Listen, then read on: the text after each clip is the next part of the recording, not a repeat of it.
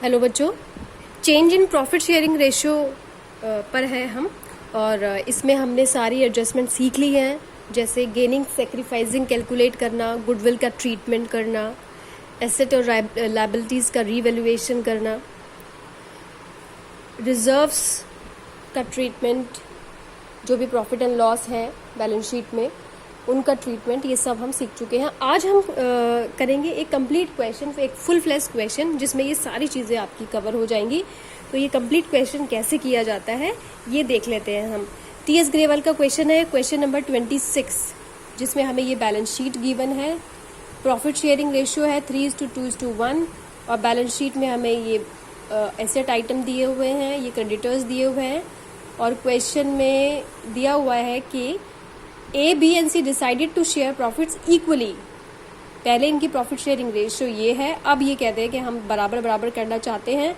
Goodwill इतनी given है, land building इतनी है, क्रेडिटर्स इतने हैं। Prepare revaluation account, partners capital account and balance sheet of the reconstituted firm, ये हमें तैयार करना है। ये क्वेश्चन आया हुआ है आपका दिल्ली 2016 में।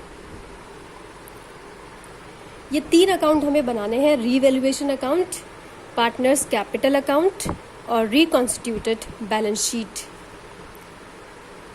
तो 1 बाय 1 लेकर हम चलते हैं। इसके लिए हमें वर्किंग नोट भी तैयार करने पड़ेंगे। जैसे गुडविल यहाँ पे गिवन है, सबसे पहले हम गुडविल ही ले लेते हैं। Goodwill of the firm will be valued at 1,50,000। यहाँ कहीं भी गुडविल गिवन नहीं है, लेकिन गुडविल फर्म की 1,50,000 वैल्यू की है। तो 1,50,000, जैसा कि आपको पता है कि गुडविल का ट्रीटमेंट करने के लिए हमें गेनिंग और सेक्रीफाइसिंग कैलकुलेशन करनी पड़ेगी। तो सबसे पहले हमें गेनिंग और सेक्रीफाइसिंग शेयर निकालना पड़ता है पार्टनर्स का।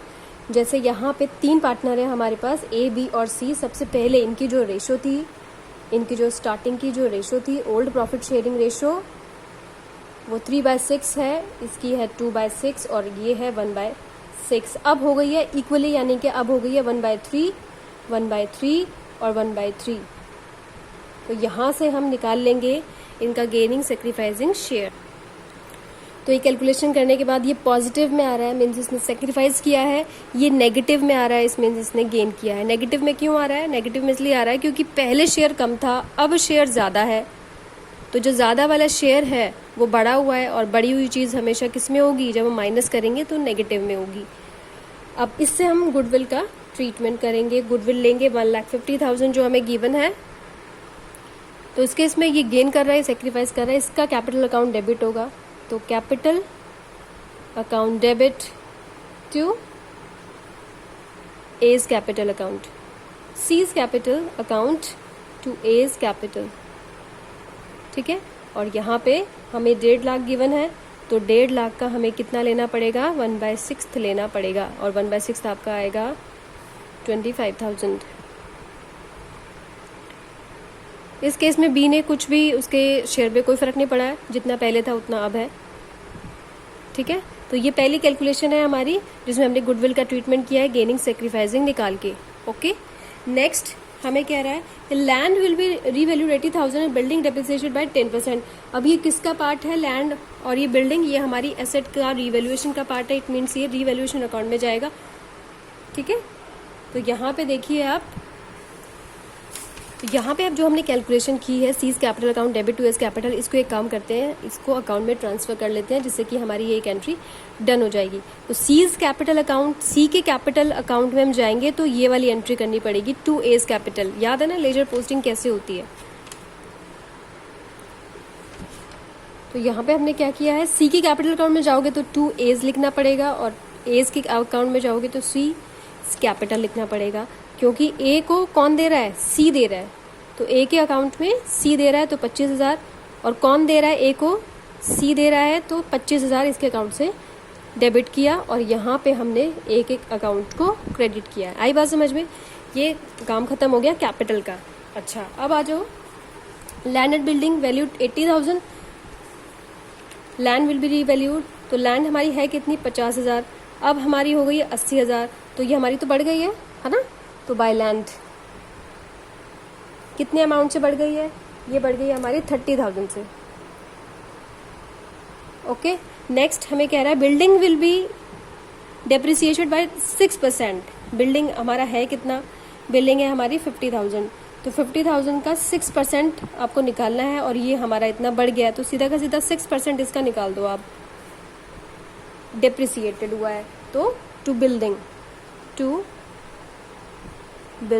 डेप्रिसिएटेड हुआ है 6%, और बिल्डिंग है कितनी 50,000, तो ये आ जाएगा आपका 3,000। कैसे निकाला हमने? 6% ले लिया बिल्डिंग का, ठीक है। अच्छा, creditor 6,000 were not likely to be claimed and hence should be written off. 6,000 के जो क्रेडिटर हैं not likely to be claimed, यानी कि उनको पैसा नहीं देना, फायदा हो गया है ना। तो यहाँ पे क्रेडिटर्स, प्रॉफिट अगर हो रहा है एसेट में, लायबिलिटीज में कुछ भी चेंजेस हो रहे हैं तो वो रीवैल्यूएशन में आएगा। तो कितने का फायदा हो रहा है? 6,000 का, ठीक है। और कुछ भी इसमें गिवन नहीं है, और कुछ भी गिवन नहीं है तो रीवैल्यूएशन खत्म करो, और कुछ चेंजेस इसमें नहीं है तो, है ना। तो यहाँ पे ये आ रहा है 36,000 और ये 3,000, इट मीन्स प्रॉफिट आ रहा है। तो प्रॉफिट हम क्या कर देंगे? Transfer, profit transfer to A, B and C. तो प्रॉफिट ये आ रहा है आपका, ये अगर आपका 36,000 आ रहा है और ये उसको 36 बनाने के लिए हमें यहाँ पे प्रॉफिट लाना पड़ेगा 33,000। 33,000 को आपने ओल्ड प्रॉफिट शेयरिंग रेशियो में बांटना है, जो कि इनकी 3:2:1 है। 3:2:1 निकालने के लिए हमने क्या करना पड़ेगा? 33,000 डिवाइडेड बाय 3 2 5 और 1 6 से डिवाइड करना पड़ेगा, और फिर मल्टीप्लाई 3:2:1 से करना पड़ेगा। आई बात समझ में? कैसे प्रॉफिट को बांटना है एक बार फिर से समझ लो।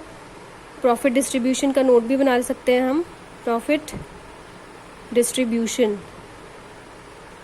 33,000 को बांटना है 3:2:1 में। तो पहले हम इसको डिवाइड करेंगे 3 और 2 5 और 1 6 से, ठीक है।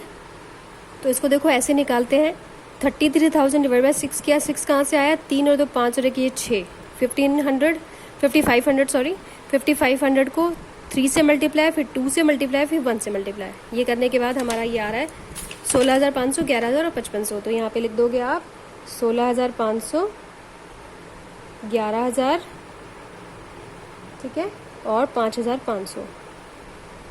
Is it clear? इस प्रॉफिट को यहाँ पे ट्रांसफर कर देना है, क्योंकि ये प्रॉफिट है तो रीवैल्यूएशन के नाम से हमें इसको करना पड़ेगा बाय रीवैल्यूएशन प्रॉफिट। कितना कितना प्रॉफिट है? 16,500 और 11,000 और 5,500। Is it clear? अब इसके बाद देखो आप, अब इसके बाद एक बार हमें बैलेंस शीट पे नज़र मारनी पड़ेगी। बैलेंस शीट के आइटम लिखने पड़ेंगे यहाँ पे सारे। बैलेंस शीट में देखो आप, लैंड की वैल्यू चेंज हुई है, तो देखो रिकॉन्स्टिट्यूटेड बैलेंस शीट हम बना रहे हैं, इसका मतलब चेंजेस वाली जो भी चेंजेस है वो हमें इसमें करके दिखाने पड़ेंगे। तो लैंड, जैसा कि हमें पता है कि लैंड की वैल्यू 80,000 हो गई है, तो 80,000 यहाँ लिख दोगे आप, ठीक है। बिल्डिंग बढ़ गई है, बिल्डिंग घट गई है, तो डेप्रिशिएटेड बाय 6%। तो पहले कितनी थी बिल्डिंग? पहले थी 50,000। यहाँ देखो ये 50,000 गिवन है यहाँ पे, तो यहाँ पे 50,000 लिखकर आप यहाँ पे ऐड करो, लेस करोगे डेप्रिसिएशन, ठीक है। और डेप्रिसिएशन हमारा कितना आया था? डेप्रिसिएशन हमारा आया था 3,000, तो यहाँ पे आ जाएगा आपका 47,000। Is it clear? Is it clear? Okay. अब देखो यहाँ पे प्लांट में कुछ भी चेंजेस नहीं है तो एज इट इज, स्टॉक में कोई चेंजेस नहीं है एज इट इज, डेटर्स में कोई चेंजेस नहीं है तो एज इट इज लिखना है, और बैंक में कोई चेंजेस नहीं है तो एज इट इज लिखना है आपको।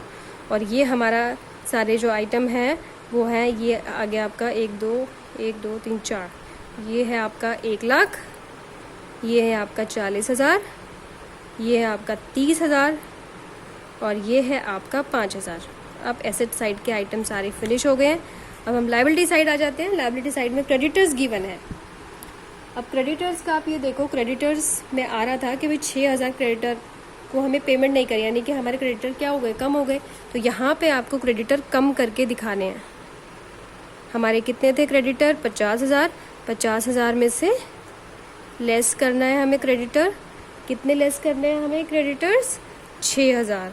तो ये आ जाएगा आपका 44,000। Is it clear? अच्छा, और और यहाँ पे देखो आपको बिल्स पेबल दिया हुआ है, bills payable as it is लिख दोगे आप, बिल्स पेबल जो कि है 20,000। यहाँ पे हमें रिजर्व्स भी दिया हुआ है, देखो क्या यहाँ पे रिजर्व्स भी दिखा हुआ है, तो रिजर्व्स तो हमें बांटना पड़ेगा क्योंकि यहाँ पे कुछ रिजर्व्स के बारे में कुछ भी मेंशन नहीं है, तो हम यहाँ बांट देंगे रिजर्व्स पार्टनर्स को। तो रिजर्व बांटेंगे 30,000 है, 3:2:1 की रेशो में बांटना है, तो ये आपका आ जाएगा। जैसे हमने प्रॉफिट बांटा था वैसे ही हमें रिजर्व्स भी बांटने हैं, ठीक है, जैसे हमने प्रॉफिट बांटा था। तो ये आपका आ जाएगा 15,000 और 10,000 और 5,000। कैसे बांटा है हमने? 30,000 डिवाइडेड बाय 3 और 5 और 6 से इसको डिवाइड किया तो 5,000 आया, तो 5 5 3 15, 5 2 10 और 5,000, ठीक है। यानी कि रिजर्व्स हमें यहाँ पे अब शो नहीं करने क्योंकि वो हमने अकाउंट में ट्रांसफ़र कर दिए हैं पार्टनर्स के। आई बात समझ में बच्चों? अब यहाँ देखो, अब हमें कैपिटल अकाउंट्स लिखने हैं, जो बैलेंसेस है कैपिटल्स के, कैपिटल्स। अब बैलेंसेस कहाँ से आएंगे? ए, बी और सी के बैलेंसेस यहाँ से आएंगे, जो बैलेंस यहाँ से निकलेगा। बैलेंस यहाँ से कैसे निकलेगा? To balance carried down, to balance carried down. Balance carried down में इसको आपको टोटल करना है, सबको टोटल करके यहाँ आपको लिखना पड़ेगा। तो ये आ जाएगा आपका 25, 16, 500, 1,56,500, 1,56,500 और यहाँ पे 1,56,500, ठीक है। अब नेक्स्ट ये आ गया आपका। अच्छा एक चीज़ और है, हमने यहाँ पे बैलेंस, ओपनिंग बैलेंस नहीं लिखी है। यहाँ देखो, बाय बैलेंस ब्रॉट डाउन, जो हमें स्टार्टिंग की कैपिटल दी थी ये तो हमने लिखी नहीं है, लिखनी पड़ेगी। 1 लाख ये, 50,000 ये और 25,000 ये, ठीक है। ये हमें ओपनिंग बैलेंसेस दिए हुए हैं, ये हमें लिखने थे। तो ये आ जाएगा आपका 1 लाख, तभी आएगा 1,56,500 और इस केस में आ जाएगा आपका 50, 60, 70 और ये 71,000 ये कैरिड डाउन इसका। और इस केस में यहाँ पे आपका आ जाएगा 25,000 और ये आ जाएगा आपका ये 5,000 ये 10,500, 10,500। 25 इससे कट गया और बचा 5 5 10,500, ठीक है। तो ये तीनों कैरिड डाउन्स आ गए हैं हमारे पास। यहाँ पे टोटल भी आपको लिखना पड़ेगा 35,500,